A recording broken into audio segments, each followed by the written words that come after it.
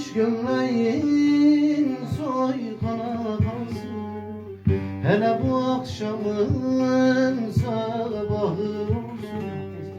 Hele bu akşamın sabahı olsun.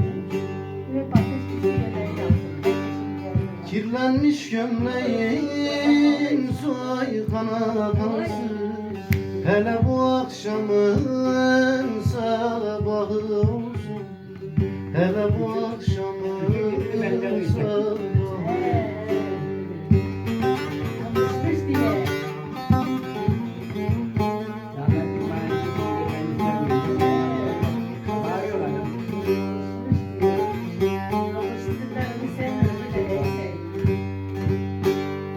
Küfür bilmez idim, küfür ettirdim.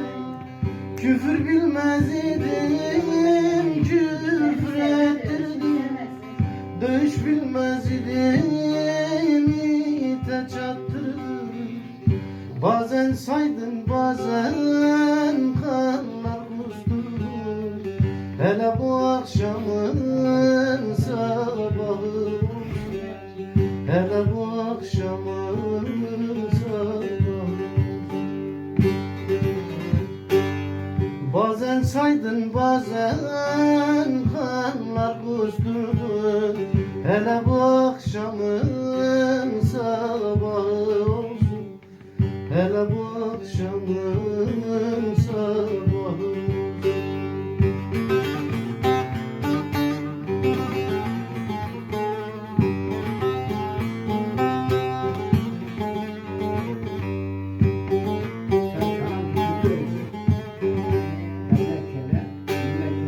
Mahsuni dönerse yolundan ale, Mahsuni dönerse yolundan ale, Mahsuni şeriften olmaz ihanet.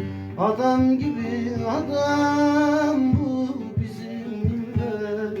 Hele bu akşamın sabahı olsun. Hele bu akşamın sabahı olsun. Adam